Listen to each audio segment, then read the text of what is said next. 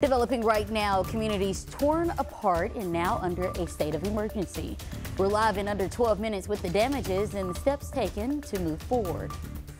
Plus, it's a busy start to the summer travel season. Coming up, travel woes as millions experience disruptions while going from one place to the next. And it's toe in the road for Baum Walker Stadium. Later in the show, everything you need to know about the NCAA tournament. This is THV 11 at noon.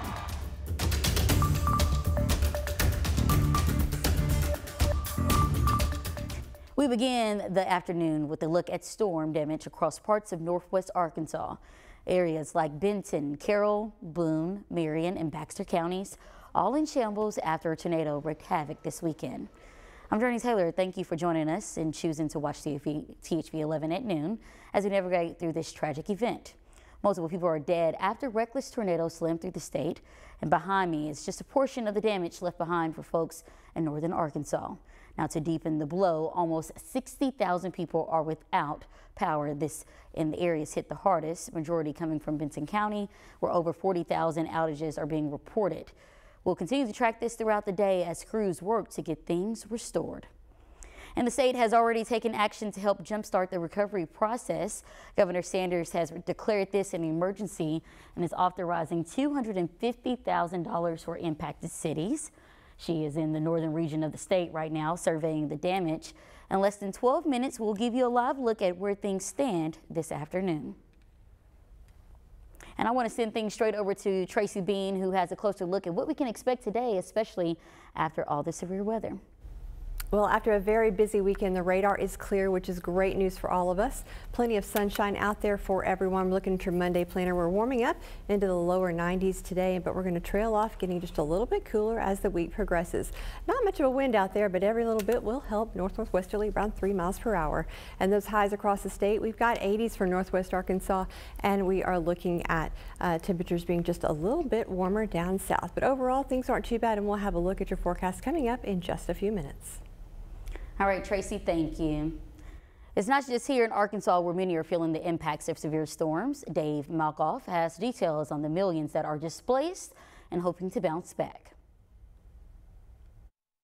A funnel cloud was caught on camera in Eddiesville, Kentucky. The state's governor declared a state of emergency early Monday because of the severe weather. Hail and twisters also battered parts of Missouri. In St. Louis, neighbors worked to clear the debris. We're lucky. Everybody here is lucky our houses weren't destroyed. In Arkansas, the severe weather led to several deaths. Others lost their homes after twisters tore through the area. I knew something was bad. We heard it. It lasted a couple minutes and then pretty devastating. 2 young children were among the victims of deadly twisters in Cook County, Texas. With this particular one, the damage and the loss is just really heartbreaking. If you look at all the 300 tornadoes that have happened so far this season, it makes it the second worst April on record. Amid the destruction, there are stories of heroism, including at this truck stop, where Hugo Parra told his fellow passengers to take shelter in the bathrooms. When I say let's go to the restrooms, you know, the dispatcher started, hey, go, go, go, go, go. And everybody listened and everybody go to the restrooms. That person saved probably 50, 60 lives. The local emergency manager tells CBS News nobody died at this gas station, thanks to the quick thinking of that voice in the dark. Dave Malkoff, CBS News, Valley View, Texas. And bringing you back to Arkansas, 40 Union Pacific train cars derailed Friday night, halting traffic operations along the Highway 79 near Stuttgart when one of those cars blocked the highway. RDOT crews wasted no time responding to the accident, and by Saturday, they were able to reopen the highway to traffic again. As cleanup efforts continue, an investigation is ongoing to determine why the train went off the tracks, but early indicators point towards severe weather as the reason. Initial reports were that it was because of high winds, but obviously there'll be more of an investigation into it, but that's the preliminary cause, is what we were told. RDOT says they wanted to ensure the area was safe and hazard-free before reopening. Multiple events are happening today aimed at honoring those who lost their lives while serving in the United States Armed Forces. The Arkansas Department of Veterans Affairs is hosting their annual Memorial Day ceremony that got underway earlier this morning at the State Veterans Cemetery in North Little Rock. Saline County also paid tribute to fallen vets this morning with a ceremony outside the county courthouse featuring remarks, a wreath laying, and much more. Now, we'll be spending the rest of today remembering those who laid down their lives, but it's important to know why we honor the living and deceased on separate holidays. We connect the dots so you know the difference. As Americans, we celebrate several patriotic holidays. There's Flag Day, Independence Day, Armed Forces Day, so many more. But when it comes to Memorial Day and Veterans Day, 55% of Americans confuse the two. So let's connect the dots. Both holidays honor the military community, but service members and their families know there's a big difference between the two. Veterans Day, always observed on November 11th, the anniversary of the end of World War I. It's a day set aside to celebrate all the men and women who have ever served in the military. Memorial Day is meant to be a somber holiday, dedicated to honor the military fallen, especially those killed during service or through enemy contact. Memorial Day, always the last Monday in May. Now let's think about this for a moment. Since the Revolutionary War, when the United States became a country back in 1776, the Department of Veterans Affairs reports more than 1.1 million Americans have been killed in all U.S. wars. And that's why we take this day to remember our fellow soldiers. In reality, though, we should always be willing to show gratitude and thank the men and women who have served or are serving in our military.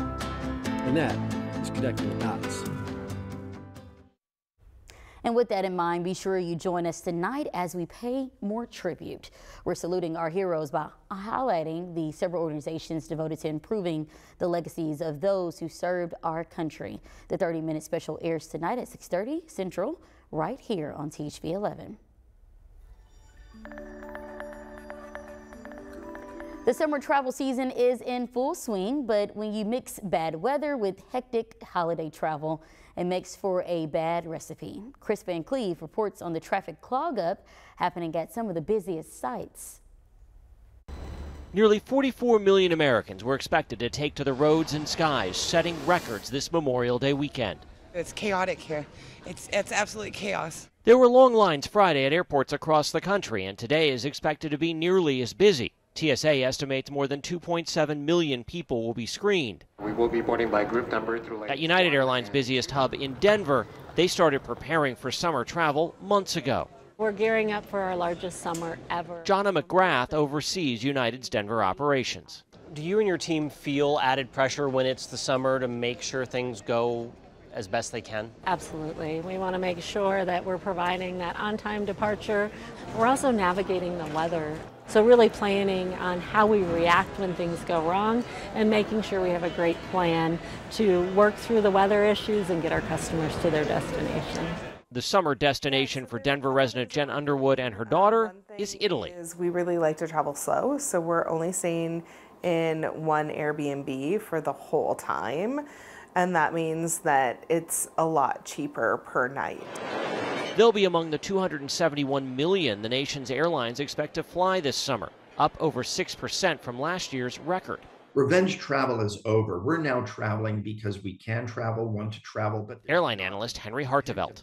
Chris, the airlines are up to the summer travel season. What I'm more worried about is the FAA right now.